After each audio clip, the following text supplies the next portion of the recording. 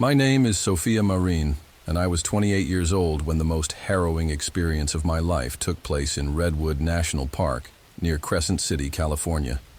It happened last summer, just a short while ago, yet it already feels like another lifetime.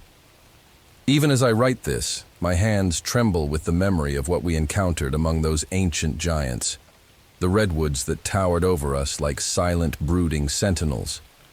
I often wonder if anyone will believe my story, or simply chalk it up to stress, exhaustion, or collective hallucination. But I have the scars, both inside and out, to remind me this was all too real. We were 4 friends crammed into a weather-beaten RV for a week-long trip. Me, Sophia, a cautious, somewhat anxious soul who never quite outgrew her fear of the dark. Troy, the adrenaline junkie always ready to take things too far. Nadia, our empathetic peacemaker with a spiritual bent. And Andre, my longtime friend and the designated driver who was determined to keep us out of trouble. If only he had known the magnitude of what we'd face. I had begged everyone to come along so I could document Redwood National Park for my nature blog. I've always been a photography enthusiast, and Redwood National Park offered a stunning array of old-growth forests, mist-shrouded mornings, and that timeless feeling you only get among some of the tallest trees on Earth. Nadia was thrilled at the idea of connecting with nature and escaping the city's hustle. Troy, of course, was stoked for a new adrenaline fix, maybe hoping to see a bear up close or discover some rarely trodden path.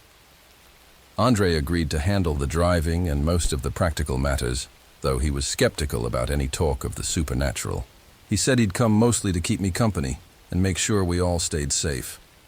We arrived at our campsite, a less frequented spot near a winding trail just off one of the park's narrower roads, late on a Sunday afternoon. The drive from San Francisco had taken longer than expected due to some mechanical hiccups with the RV's generator. We had to stop twice so Andre could tinker with the engine. I remember the sense of relief and excitement when we finally pulled in, the sun dipping behind the canopy of redwoods, their elongated shadows draping the campsite in a dreamy twilight. Despite my initial excitement, a prickle of unease hit me as soon as I stepped out of the RV. The air felt oddly still, as if the forest was holding its breath. You'd expect birdsong or the buzzing of insects, but the entire place was wrapped in hush. Troy teased me, said it was all in my head. Nadia, though, quietly mentioned she got the same vibe. She described it like a weight pushing down on her shoulders. We spent the remaining daylight setting up. Nadia and I organized the interior of the RV, unloading groceries, folding out our bedding, setting aside my camera gear and her spiritual journals, while Andre fiddled again with the generator. Troy roamed around the site, looking for anything cool to explore. By the time the sun fully slipped behind the towering redwoods, we had a decent camp area, a small fire pit ringed with stones, the RV parked at a slight angle so as not to sink in a rut. The star-speckled sky above was visible only in patches between the massive redwood branches. Our first night was uneventful, at least compared to what would follow. We roasted hot dogs and s'mores, laughed about old college stories, and listened to Troy's outlandish plans for the days ahead. He wanted to hike off the designated trails, claiming that was the only way to see the real Redwood National Park. Andre insisted we should stick to the known paths if we didn't want to get lost, but Troy brushed him off. Eventually, we turned in for the night. Nadia took the RV's fold-out couch, Troy got the smaller bunk, and Andre and I shared the overhead compartment bed. It was cramped, but we managed. A faint rustling outside woke me around 3 in the morning. My heart fluttered. I listened for a moment, half expecting the snorting of a black bear or the shuffle of deer, but the sound was more subtle, almost a brushing along the exterior. After a few seconds, it stopped, replaced by an unsettling silence. I told myself it was nothing, maybe branches in the breeze. Curling into a ball, I shut my eyes again, ignoring the lingering sense of dread. The next morning, I slipped on a pair of boots, grabbed my camera, and ventured out before anyone else was awake. The sunlight streaming between the redwood trunks gave the forest a majestic glow. like cathedrals of ancient green. I snapped picture after picture, enthralled. But after a while, I noticed something unusual. Scratches on one of the nearby tree trunks. They ran parallel, 3 distinct claws, or so it appeared, carved deep into the bark at a height that would be difficult for a typical bear. The width between each scratch was broader than my hand span. I snapped a photo of the marks, feeling a twist in my stomach. By the time I returned to the RV, Nadia was boiling water for coffee, and Troy was rummaging around in the cooler for eggs. I showed them the photo, half expecting Troy to get excited about some monster in the woods. Instead, he shrugged. Could be a bear that stood on its hind legs, or maybe someone with a twisted sense of humor, he said. Nadia looked uneasy. It's too high to be normal, she insisted. And I don't like the vibe out here. Feels hungry. Andre obviously was skeptical. Probably just a black bear. Let's not freak out over it, he said, sipping coffee. We decided on a short daytime hike. I wanted to explore a known trail first to get comfortable with the area, especially since a thick marine layer can roll in from the coast, making navigation tricky. Troy groaned that we were playing it too safe, but he followed us anyway. Along the walk, we encountered a lone hiker, an older man wearing a worn ranger's cap, a faded jacket, and carrying a large walking stick. He warned us that the park was known for its share of unusual sightings. People talk about shapeshifters in these woods, he said, eyeing us warily. Troy exchanged a smirk with Andre. Skinwalkers, the man muttered. Nadia's face paled. The old hiker wouldn't elaborate, just mentioning that sometimes at night, people hear voices that mimic human calls or see shapes that vanish before you can blink. His gaze lingered on Nadia and me. Don't go wandering off alone, he said, then left us with that cryptic warning. We returned to camp in uneasy spirits. Troy joked we should keep an eye out for Bigfoot. Nadia looked genuinely spooked. I found myself darting glances over my shoulder, remembering the scratching sound from last night. We decided to prepare dinner early and settle in before dark. We had chili and cornbread over the campfire. The conversation turned to upcoming plans.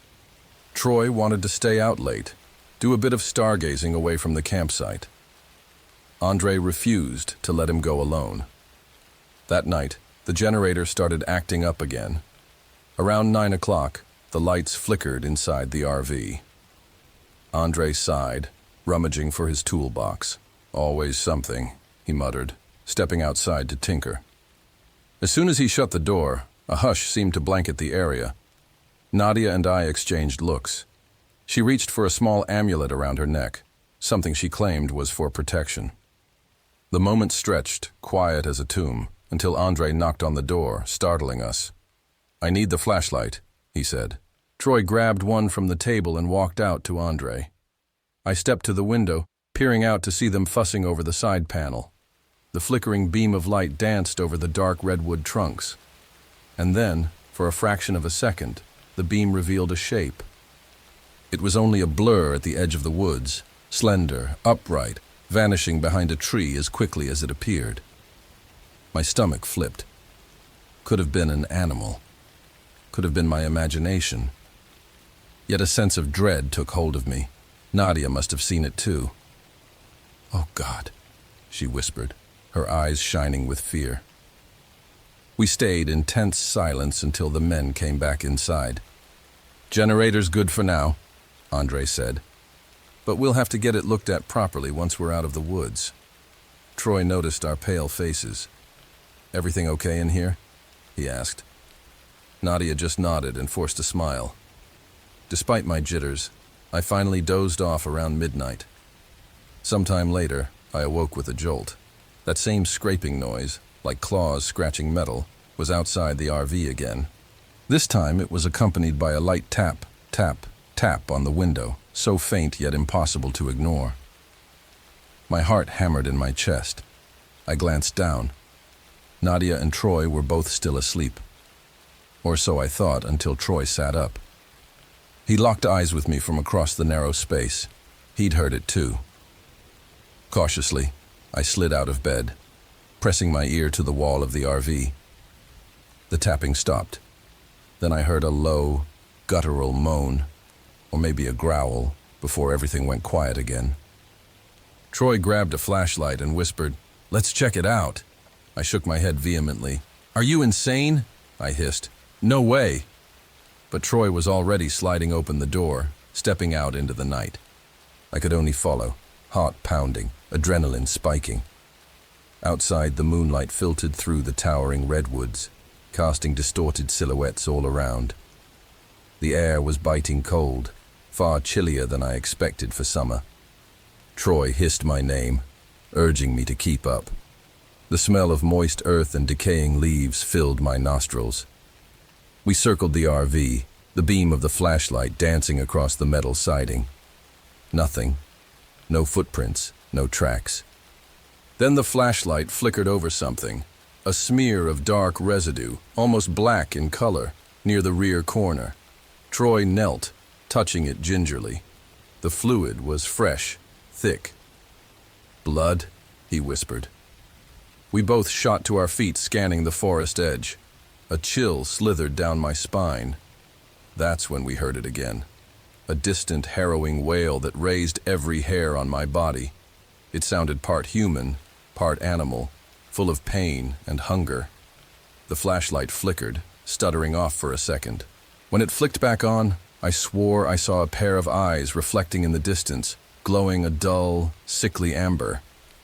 Then they vanished, leaving us both trembling. We hurried back inside, locking every latch.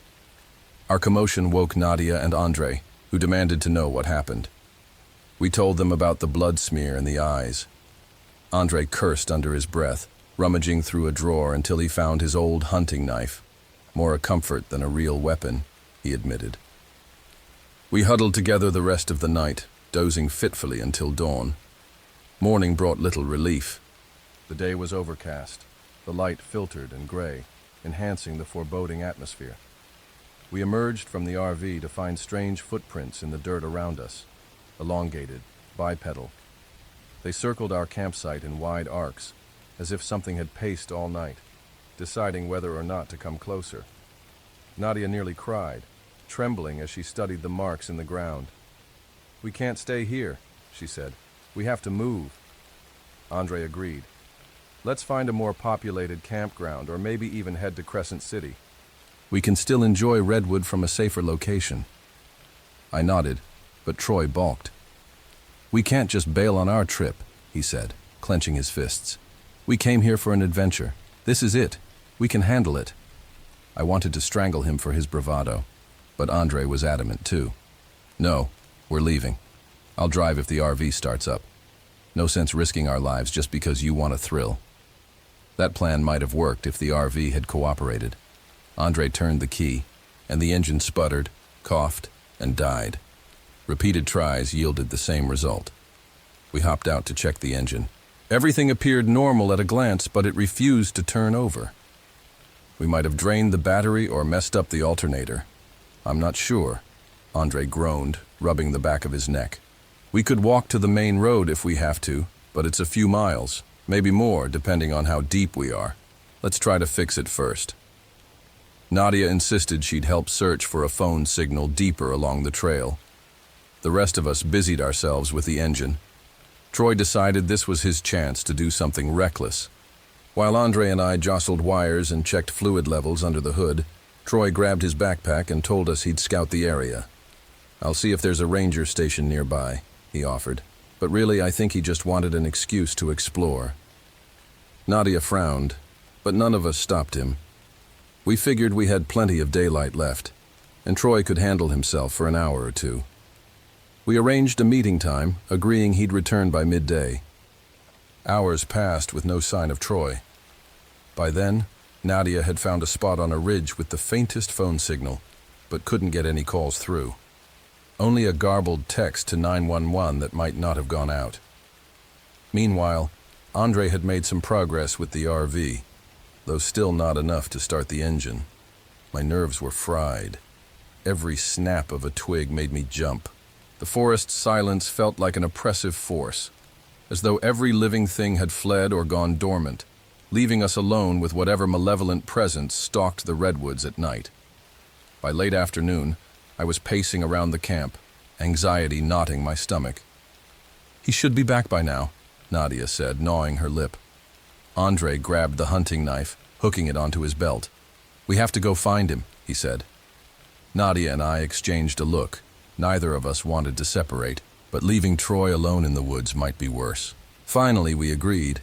Nadia would stay behind in case Troy returned. Andre and I would search along the most likely path Troy would have taken. So off we went, each carrying a flashlight, a small canister of pepper spray, and the gnawing fear that something was wrong. The trail was subdued and eerie, the air thick with anticipation. Andre and I called Troy's name repeatedly, the echo of our shouts bouncing among the trees. We found footprints that resembled Troy's boot prints and followed them deeper. With each step, the undergrowth grew denser, the redwood trunks towering overhead like ancient watchers. The sun dipped lower, painting the forest in murky tones. We found him just after dusk, hidden in a hollowed-out redwood trunk. He wasn't responding to our voices at first, just sitting there hunched, panting like an animal. When Andre reached him, Troy flinched violently, his eyes wild and unfocused. "It's here," he mumbled, over and over, not fully coherent. In the faint glow of my flashlight, I spotted a long scratch on his arm that looked infected, puffy and red, with crusted edges. Blood had trickled down to his wrist, staining the sleeve of his jacket. "Troy." "Hey, come on, talk to me," I said, kneeling to examine the wound. He shuddered, blinked, and grabbed my wrist with surprising force. "Eyes. I saw its eyes so close." He trailed off. Andre's face was grim. We had to get Troy back to the RV, clean the wound, maybe drive him to a hospital if the RV would start. The problem was the dark had settled in, and the forest was unnaturally silent once again. As we helped Troy up, a piercing shriek echoed through the trees, rattling every nerve in my body. It sounded almost human, but layered with something primal. Troy whimpered, pressing himself between me and Andre as if we could shield him. "Let's go," Andre urged. We began our return, struggling to keep our flashlights steady. Every crunch of leaves underfoot seemed deafening, announcing our location to any lurking predator. About halfway to camp, we heard something behind us. A rustling, then a low growl. We turned, shining our lights into the blackness. Nothing. Yet I couldn't shake the sense of being watched, as if a pair of malevolent eyes hovered just beyond the flashlight's reach. We sped up, adrenaline surging, focusing on the relative safety of the RV. Twice, I thought I saw a lanky silhouette weaving between the trees, impossibly tall and too thin to be human. Each time, the shape vanished when I tried to angle the flashlight more directly. When we finally stumbled into our campsite, Nadia sprinted toward us, breath hitching. "Oh, thank God," she cried. She took one look at Troy's wound and gasped. Without wasting a second, she grabbed our first aid kit. Andre heated some water on the portable stove while Nadia gingerly cleaned the scratch, applying antiseptic. Troy winced, babbling incoherently about the thing's face. It was so close, 8 feet tall, or maybe 10. I could smell its breath. I shot Andre a worried glance, but he didn't say anything, just clenched his jaw. The night seemed darker than ever, the starlight and moonlight blocked by a rolling mass of clouds. The generator flickered. We realized with dawning horror that we might not be able to keep the lights on if it failed. And then, on cue, it sputtered, dimming all interior lights. "Shit," Andre muttered, rushing to the panel. The entire interior of the RV fell into darkness, save for the glow of a single lantern. Nadia clutched Troy's hand. My heart thudded so loudly I could feel it in my throat. A scraping sound came from outside, like nails on metal. My breath seized. Andre motioned for me to turn off the lantern. We didn't want to draw attention to ourselves. In that momentary darkness, all we could rely on was our hearing, and what we heard was horrifying. Heavy footsteps circling, pausing, then scraping again, then a low, throaty moan, punctuated by what sounded like language, but twisted, guttural, as if parodied by a predator. Suddenly, the entire RV rocked, as though something had rammed into the side. Nadia let out a stifled scream. Troy moaned, whispering. It followed me, over and over. Andre edged closer to the door, brandishing the hunting knife, though the idea of confronting that thing face to face seemed suicidal. I sank to the floor, hugging my knees, praying for it to be over.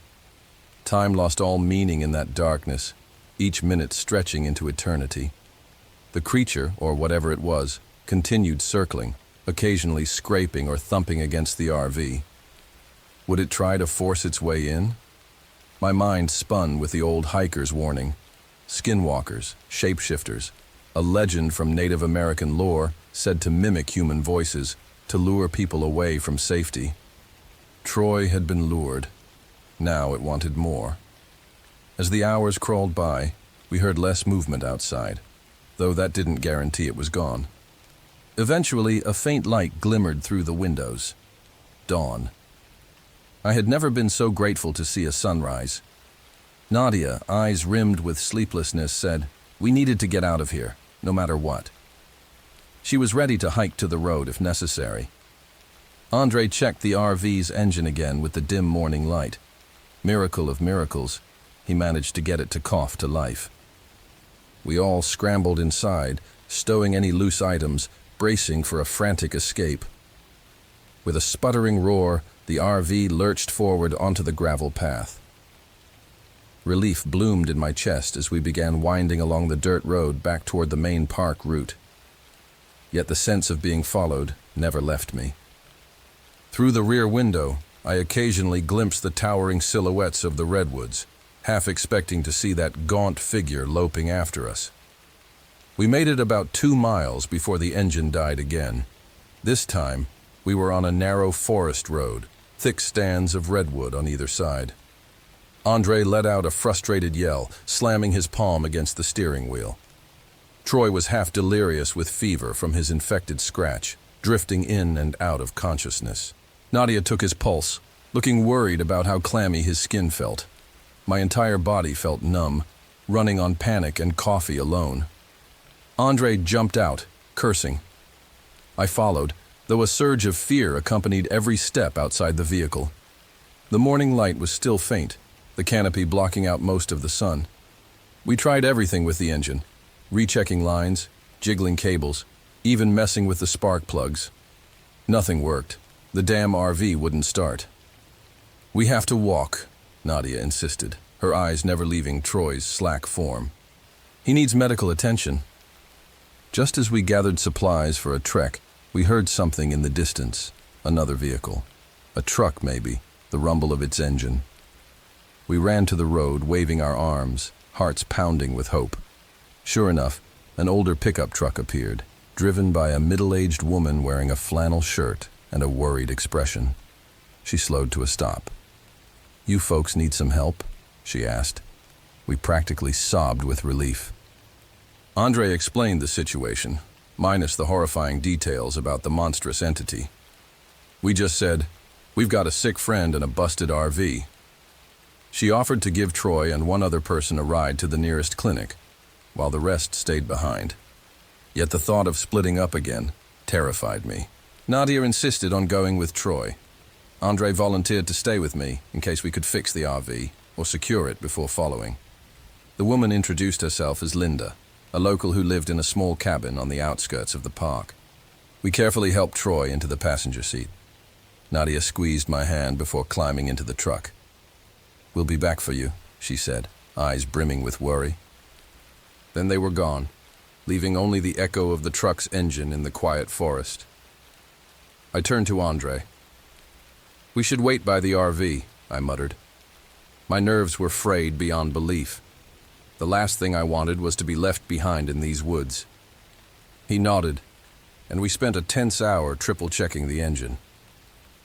Every so often, we heard faint noises in the distance, cracks of twigs, or maybe just the normal stirring of wildlife. My imagination conjured images of that creature prowling just out of sight, waiting for nightfall to come again. Finally, the faint crunch of tires on gravel signaled Linda's return. Nadia hopped out, relief etched on her face. "We got Troy to the urgent care," she said. "They're giving him antibiotics and stitching the wound. He was rambling about a monster in the woods, but they gave him a mild sedative." Linda offered to tow the RV with her truck to her cabin, which had better tools and possibly cell reception. Andre and I exchanged quick glances and agreed. We sure as hell weren't staying here another night with that monstrous presence lurking around. It took the better part of an hour to tow the RV. Linda's place was a small, rustic cabin nestled among the redwoods, but it felt like a fortress compared to our broken-down campsite. She had a wide yard that let in more sunlight. Even the birds seemed to sing here, a welcome change from the eerie silence of our previous location. She set us up with a hot meal, and for the first time in days, I felt marginally safe. Still, the nights were an agony of tension. We barricaded ourselves in the RV, parked close to the cabin, leaving the porch light on. Nadia took to burning sage around the perimeter, muttering small prayers. Andre worked under the hood for hours each day, determined to fix the engine so we could leave Redwood behind for good. Troy remained in the clinic for 2 days, recovering. The doctors said the scratch was infected by some unusual bacteria, but they couldn't quite identify it. He mentioned the creature again to one of the nurses, who told him Redwood has its share of folklore.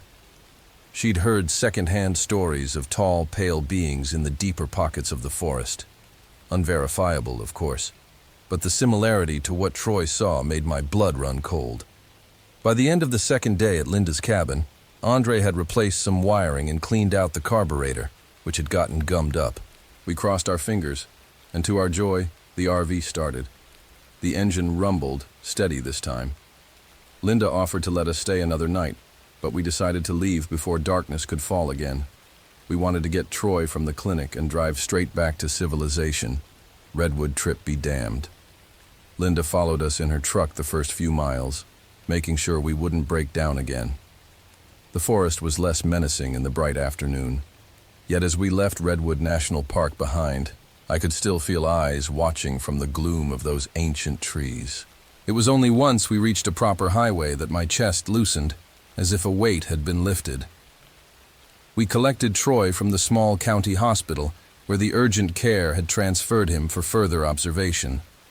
He was pale and exhausted, but stable. The doctor insisted he stay another day, which, in hindsight, was probably wise. But Troy refused, saying he needed to get away from Redwood entirely. Nadia soothed the situation, signing him out against medical advice, and we loaded him into the back of the RV, determined to put as many miles as possible between us and that nightmare place. None of us spoke much during the long drive back to San Francisco. The tension was suffocating. It was as if we all feared that conjuring the memory through words would summon the creature again. Eventually, Nadia slipped into a restless sleep, while Troy half dozed, wincing every time the RV hit a bump. Andre clutched the steering wheel, stoic and silent, eyes flicking to the rearview mirror as if expecting to see that gaunt silhouette following us. We reached the city by dawn. The skyline never looked so welcoming. I parted ways with the group soon after, retreating to my tiny apartment. Over the next few days I wrestled with nightmares, waking drenched in sweat, convinced I heard that scraping at my window. Twice I swore I glimpsed elongated footprints on the sidewalk near my building, though that was almost certainly my paranoia. Troy recovered physically, though he remained skittish and haunted. He claimed, in a hushed voice, that he still dreamed about the creature. It had no lips, he once told me, just these long teeth and black gums. It breathed right in my face. Nadia took up more intense spiritual practices, burning sage daily, refusing to go near a wooded area for weeks. Andre, ever the skeptic, tried to bury himself in work, though I saw the shadows beneath his eyes that told me he hadn't escaped mentally unscathed. As for me, I tried to write about Redwood National Park on my blog, but the words stuck in my throat. How could I talk about the beauty of the old-growth forest without mentioning the terror that lurked there? In the end, I posted a few scenic photos but omitted the full story. No one would believe me anyway, right? Instead, I wrote something vague about the powerful presence of nature and how it could remind us of our vulnerability. Even that small admission felt like opening a door I wanted slammed shut. In the weeks that followed, rumors emerged online about missing hikers in Redwood. Various news outlets ran stories. But these vanishings happen from time to time in large national parks. People get lost, injuries occur, or occasionally, something more sinister. The official statements rarely hinted at anything supernatural. I scoured local forums, though, and found threads describing sightings of tall, pale figures with elongated limbs. A few people mentioned skinwalkers or cryptids. The posts got swarmed by skeptics claiming it was a hoax or just overactive imaginations. I used to be one of those skeptics. Not anymore. Sometimes I replay the moment we looked back into the forest and saw those glowing eyes. I wonder if it was truly some ancient entity tied to the land, an evil spirit awakened by our intrusion, or if it was always there, waiting for the unwary to stray too far from civilization. Maybe that old hiker was right. Maybe Redwood is home to something older, hungrier, and infinitely more cunning than any of us can comprehend. A month after we returned, I made a final trip to Troy's apartment. He'd called me late one night, voice trembling. "It's here," he said. I rushed over, only to find him in a fevered panic, barricading his windows. He insisted that the entity had followed him home. I didn't see anything that night, but I spent hours trying to calm him, repeating that he was safe, that Redwood was miles away. Eventually, he fell into an uneasy sleep. Those anxious days are behind us now, though none of us truly feels at ease. I still hear from Nadia, who began studying local tribal legends, hoping to find a protective ritual or some explanation. She told me that certain legends of the area do, indeed, speak of shapeshifters or Wendigo-like creatures that feed on fear or flesh, drawn to those lost or alone in the forest. Whether we encountered an actual skinwalker or something else entirely, I may never know. But if I close my eyes, I can still picture its gaunt face and warped silhouette among the redwoods. I'd like to say the nightmares are gone, but that'd be a lie. Each night, I double-check my locks and keep a baseball bat by my bed, well aware that if that thing truly wants me, a locked door won't stop it. Sometimes I think about going back, confronting whatever lurks there. But who am I kidding? I'm no hero. I'm just a woman who got too close to the edge of something beyond understanding and somehow survived. I'm not looking for a second round. Life goes on, though never quite the same. On good days, I can even recall glimpses of Redwood National Park with something like fondness, the majestic trees, the golden sunlight filtering through the canopy, the stillness that once felt calming. Then, on the bad days, I remember the creatures scraping claws against the RV, the impossible footprints, the horrifying glow of those eyes. My skin crawls at the memory, and I feel certain there are places in this world that do not belong to humanity, places guarded by things we cannot name, and we trespassed. If there's anything I hope people take from my story, it's this: respect the land. When you enter ancient forests, realize you walk in realms that have seen countless generations come and go. Not all of its inhabitants are friendly, or even human. Laugh if you will, call it paranoia, but heed my warning. The redwood giants have witnessed wonders and horrors we cannot fathom. Something walks beneath their shadows, something as old as the forest itself, waiting for the foolish or the brave. My name is Sophia Marin, and I was 28 when I learned this brutal lesson. I don't expect you to believe every detail, but should you find yourself in the depths of Redwood National Park late at night, remember my words.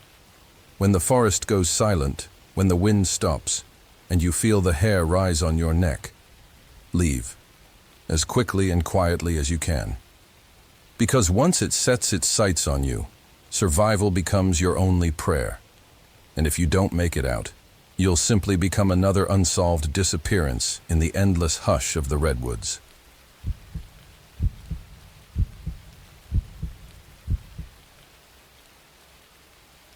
My name is Miles Carter, and I was 35 years old when I experienced something in Joshua Tree National Park that shook me to the core. It happened only a few months ago, and even now as I recount the events in the security of my living room, my hands tremble. I decided to take my RV, an aging but dependable vehicle, into the desert for a week of solitude, photography, and blogging about the otherworldly allure of Joshua Tree. Back then, I craved isolation. Now, I'm not so sure I ever want to be alone in the desert again. I'd been drifting through life aimlessly after a tough breakup. My ex-fiancée and I split in a way that left me lost and desperate to prove I could stand on my own. The desert seemed perfect, silent, unjudging, a place of haunting beauty where I could photograph the twisted Joshua trees at sunset and post them on my travel blog. I told myself that the open skies would bring me clarity. I had no idea what else awaited me. I arrived at Joshua Tree National Park on a scorching afternoon. The entrance sign gleamed in the sunlight, and my RV's rattling air conditioner struggled to keep the interior cool. I asked a park ranger at the visitor center about the best spots to camp away from crowds. He recommended a few established campgrounds, but cautioned me about some less traveled areas. Undeterred, I chose a small, mostly deserted site that he described as quiet. "Be careful out there," the ranger said, frowning. He wore a name tag that read Jonah Mendez, Joe for short. "Folks have reported strange sightings recently. Could be people just spooking themselves, but you never know. The desert can mess with your head." I offered a polite nod and a half smile. "Thanks for the warning." Inwardly, I hoped for solitude. Strange sightings made for good blog material, after all. Maybe I'd dig up some local legends, snap eerie nighttime photos, and craft a story that would bring new followers. The drive from the visitor center to my chosen campsite took me along winding roads flanked by massive boulders and the iconic spiky silhouettes of Joshua trees. Occasionally, I'd see other campers pulling out of scenic turnouts, but the deeper I went, the fewer people I encountered. By late afternoon, I reached a small clearing with only one other RV in sight, and that vehicle looked like it had been there a few days. I parked my RV on relatively flat ground, hopped out, and surveyed the landscape. The heat was relentless, rolling across the desert floor in shimmering waves. The wind kicked up dust devils in the distance. I set up a small portable canopy, hauled out my camera, and positioned it for a time-lapse shot of the setting sun. I was eager, maybe too eager, to immerse myself in the desert's magic. As dusk approached, the sky ignited in purples and oranges. I grabbed my phone to text a friend about the dazzling sunset, but I discovered barely one bar of reception. The message hung, unsent. I shrugged. The isolation I had wanted was already here. Night fell quickly, and with it came the kind of quiet that borders on unnerving. There were none of the typical city noises, no distant sirens, no hum of cars, just a profound stillness broken only by the occasional gust of wind. The temperature dropped faster than I expected, and I scrambled into the RV for a jacket.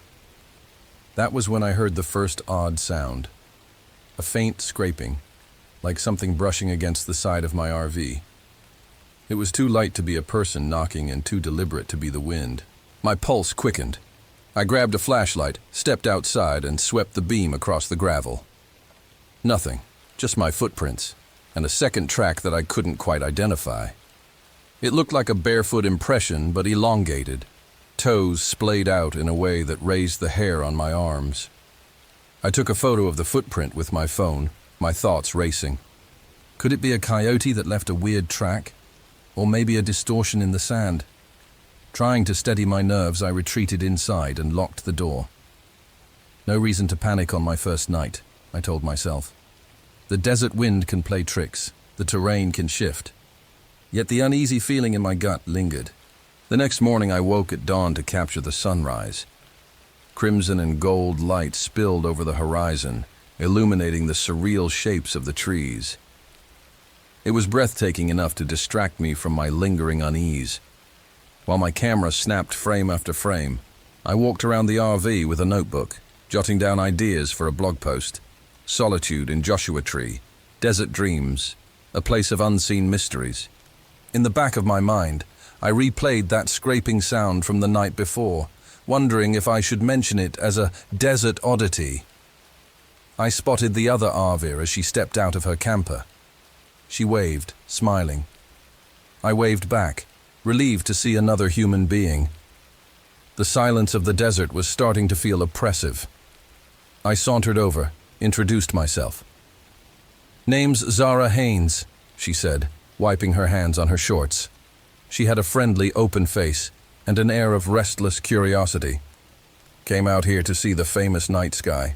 I'm thinking of doing some astrophotography. My generator's on the fritz, though. You wouldn't happen to have cables for a jump, would you?" I laughed. "My battery's not in the best shape either. But sure, let's give it a shot." That's how I found myself helping Zara jumpstart her generator around mid-morning. We got it sputtering again, and then she returned the favor by looking at my own rig. "Your battery's draining fast," she noted, chewing the inside of her cheek. "Might be something with the wiring." I thanked her, and she shrugged. "No problem. Gotta help each other out in the middle of nowhere." Before we parted ways, we exchanged a few words about the desert's strangeness. She mentioned that whispers in the wind had kept her up last night. "Could have sworn I heard voices calling, but that's probably just me being jumpy," she said. I didn't mention the footprint. That afternoon, I took a short hike toward some rock formations. The sun hovered high, scorching everything in sight, and the still air made every sound, or lack thereof, amplify 100-fold. The route was dotted with spiky cacti and the twisted arms of Joshua trees, which seemed to watch me as I passed. About a mile in, I noticed footprints in the sand. They started abruptly and disappeared just as suddenly, as though the maker had been dropped from the sky and then whisked away. They looked eerily similar to what I had seen near my RV, elongated and unnatural. Unease coiled in my gut. I snapped a few pictures, wanting evidence if my imagination ever tried to rewrite the event. When I returned to my RV, I was drenched in sweat and unsettled, replaying every possible rational explanation. Heavy-limbed with fatigue, I considered driving to a different campground, but I wasn't ready to uproot my entire plan yet. Besides, I still had plenty of the desert to explore for my blog. That evening, just before sunset, I decided to attempt a time-lapse of the night sky. Joshua Tree was famous for its celestial views, and I was determined to capture them. Before I could set up my camera, Park Ranger Jonah Joe Mendez rolled up in a dusty park vehicle. He stepped out, face creased with concern. "Heard you were out here," he said. "You find everything all right?" "A couple campers left early this morning, said they heard strange stuff at night." I hesitated. "I've heard a few noises, seen some weird tracks. Nothing definitive." He nodded gravely. "Just be cautious. Some locals swear there's more than coyotes and bobcats roaming around after dark, especially near those old mines on the other side of the park. People claim they see silhouettes, hear voices. Could be rumors, or could be... Could be what?" I pressed, trying to hide how my heart thumped. "Could be just folks scaring themselves," he finished, handing me a brochure on desert safety. "But it's best you stay at the established campsite if you can. I promise to be careful." After he left, I placed my camera on a tripod and tried to push any superstitions from my mind. That night, the desert transformed into an alien realm. Under a canopy of stars, the boulders and trees took on exaggerated shapes. My camera clicked at intervals, capturing the slow dance of constellations. Around midnight, the wind picked up, soughing through the rocky passes. It created an eerie, almost vocal moan. I turned to face the direction of the wind, half expecting to see a figure. Then flickers of light caught my eye among the distant boulders. At first, I thought they were the headlights of an off-road vehicle. But the way these lights moved, darting back and forth, vanishing and reappearing, made little sense.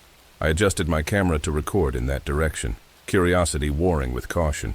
Just as I stepped away from the camera, the entire RV site plunged into darkness.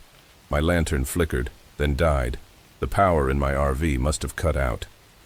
I grabbed a flashlight and made my way inside to check the breaker. The battery gauge read alarmingly low. My earlier conversation with Zara about faulty wiring leaped to mind. If I couldn't fix it, I'd have no electricity all night. While I fumbled in the dim interior, I heard soft scraping on the windows, like someone lightly tapping or dragging a nail across the glass. My mouth went dry. Slowly, I opened the blinds. Nothing. Yet outside, I swore I saw a shape slip behind a boulder, too large to be a fox or coyote, too quick to be a normal human. Sleep came fitfully. Every small creak or gust of wind outside jolted me awake. When dawn arrived, I felt more tired than when I'd gone to bed.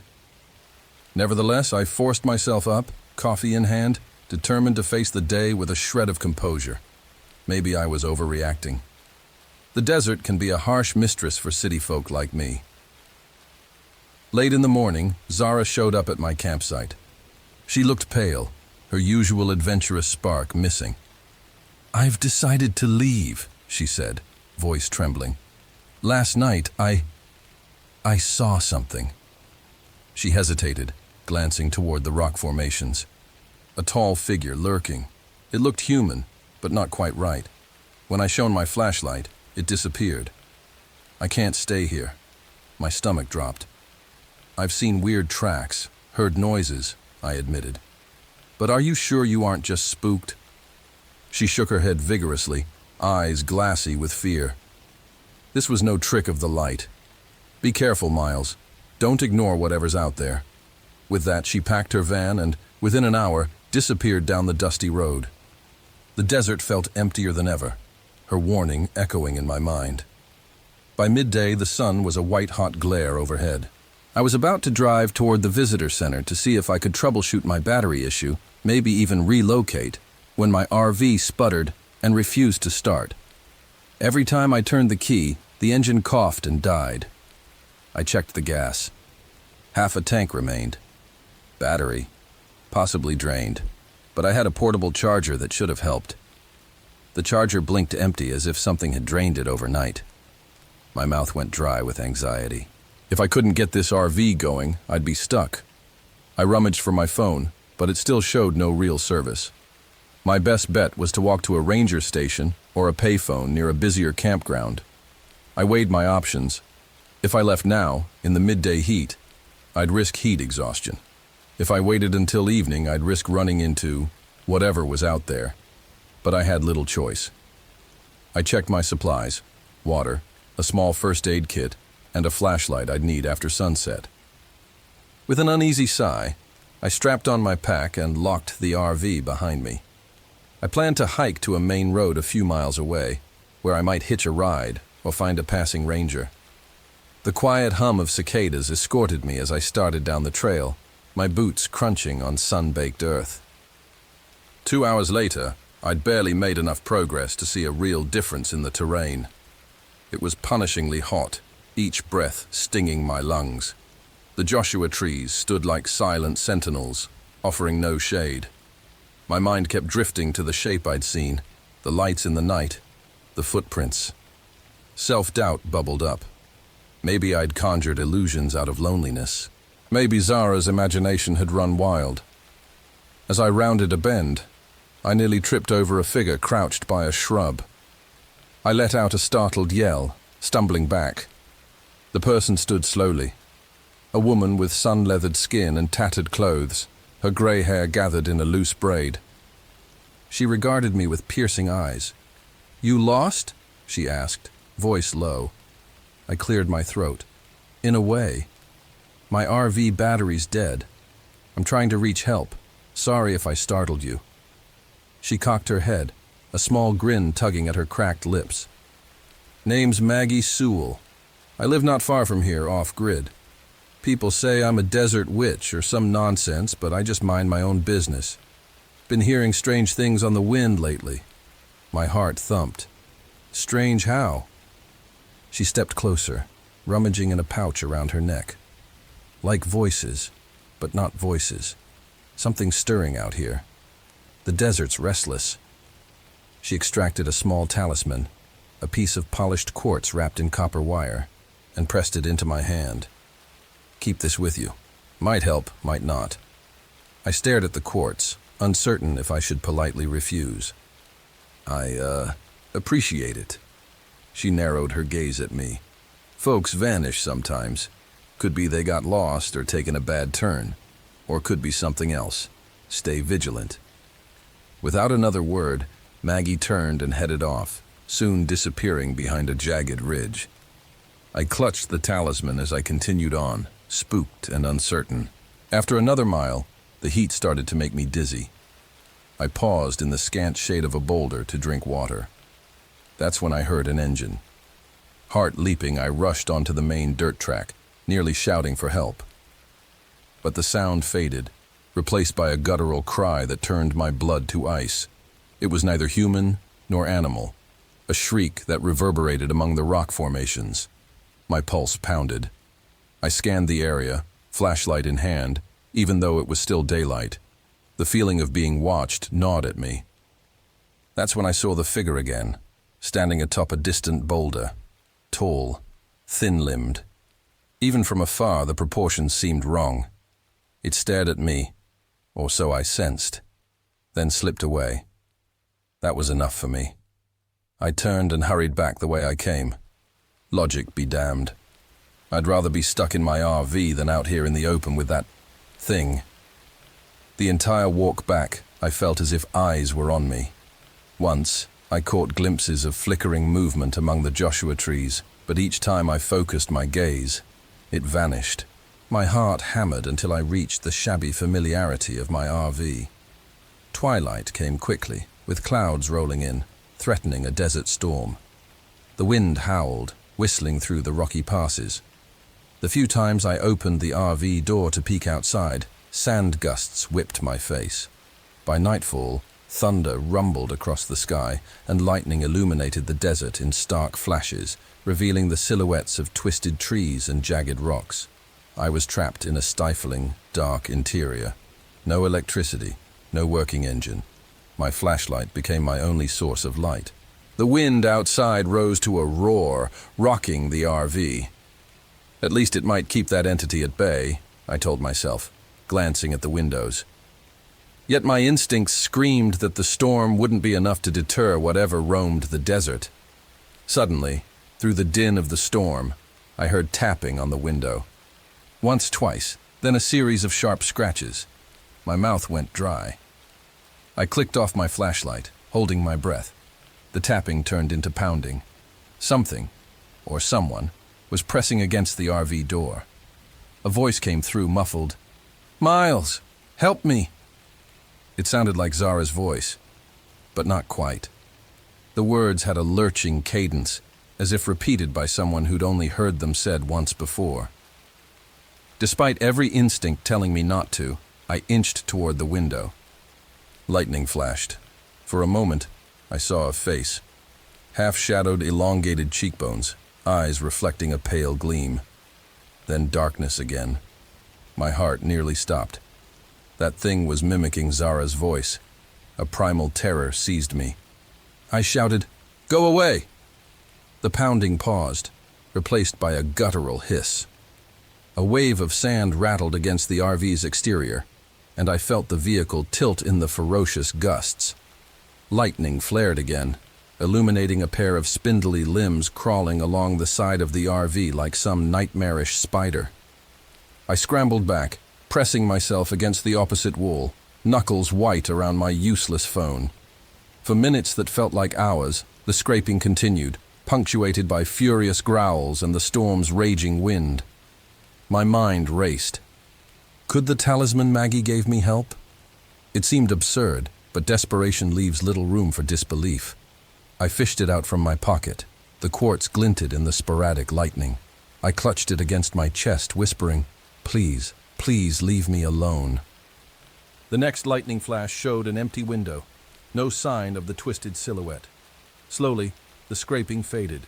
The storm still howled, but the immediate threat seemed to recede. I sank to the floor, shaking, tears of relief welling up. When the thunder died down an hour later, I dared to peek outside.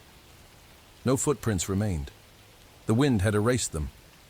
I barely slept that night, dozing only as the dawn light broke. The desert after a storm was strangely tranquil. Small pools of water glistened among the rocks, and the sunlight felt cleansing. Even so, fear pulsed in my veins. I told myself I had to leave. If the RV wouldn't start, I'd walk again, but I'd go a different route.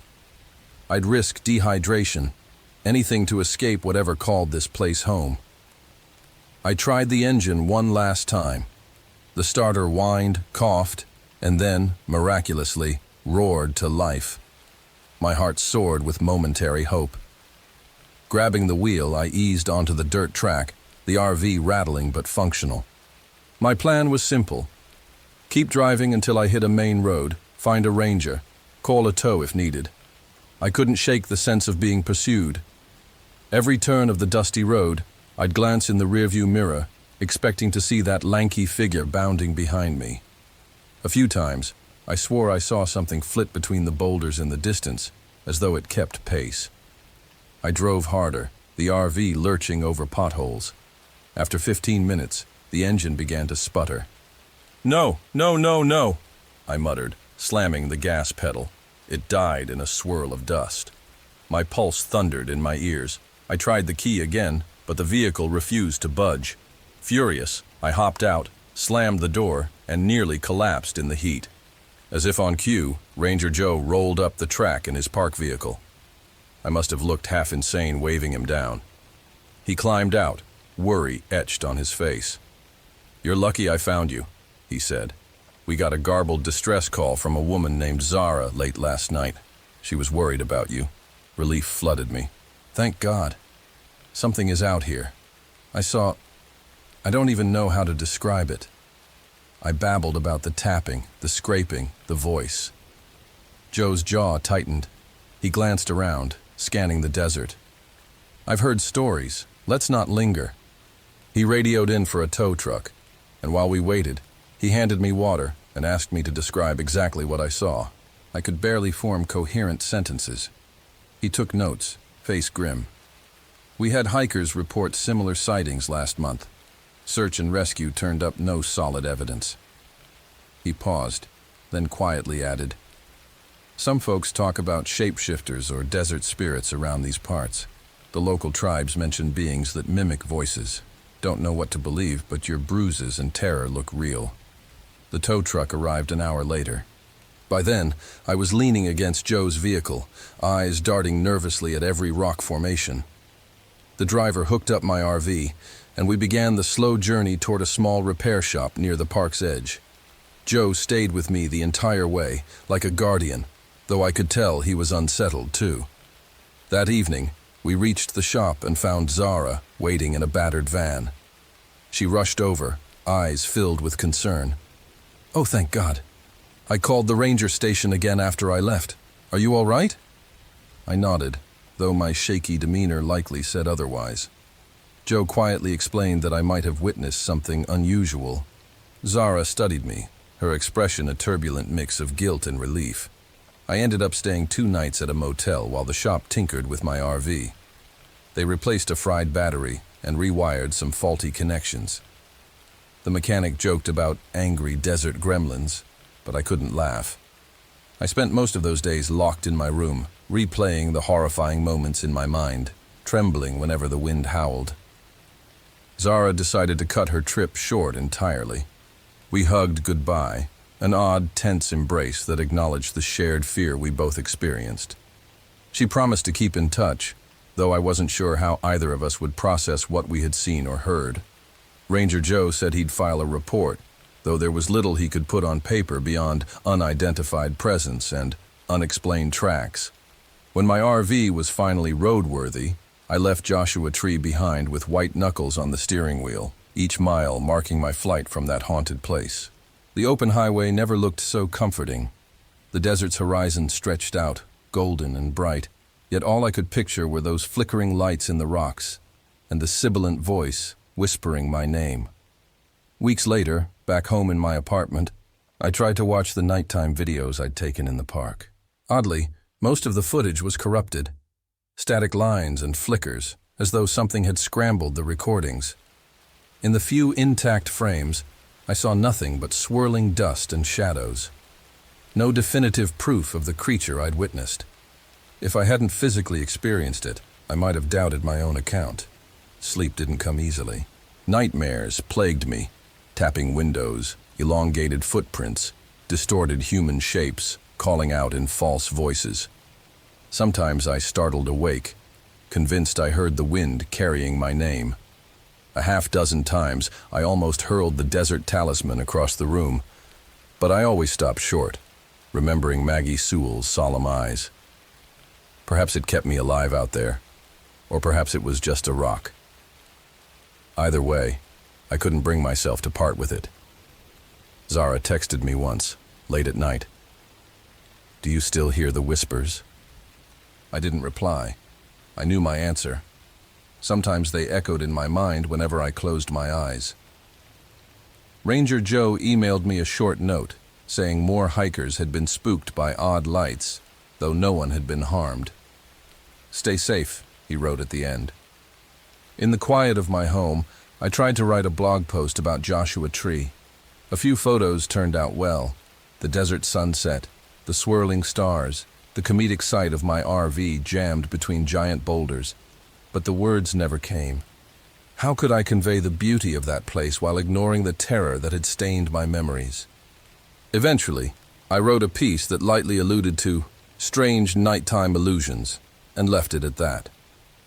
Some stories aren't meant for easy public consumption. Sometimes I think about returning to the park, mostly when I can't sleep. The desert has a gravitational pull for me, a place that tested and nearly broke me. Part of me wants closure, to look the unknown in the face and say, I'm not afraid anymore. But that's a lie. I am afraid. And perhaps that's the lesson. Some mysteries in this world, especially in places as timeless as the desert, are bigger than one person's courage or curiosity. I still have the small quartz talisman. When insomnia grips me, I hold it, trying to summon whatever protection it might offer. My nights remain uneasy, but I'm alive. That counts for something. I can't claim to fully understand what dwells out there in Joshua Tree, but I can say this with certainty. The desert isn't empty. It watches, it whispers, and if you're not careful, it might claim you for its own. I was 35 when I learned that lesson the hard way. My name is Miles Carter, and this is the closest I can come to telling the full truth of what happened during those harrowing nights in Joshua Tree National Park, where the wind sometimes forms words, where footprints appear and vanish, and where, in the darkest hours, something that's almost human taps on your window, begging you to open the door. I only hope no one else has to learn that lesson the way I did.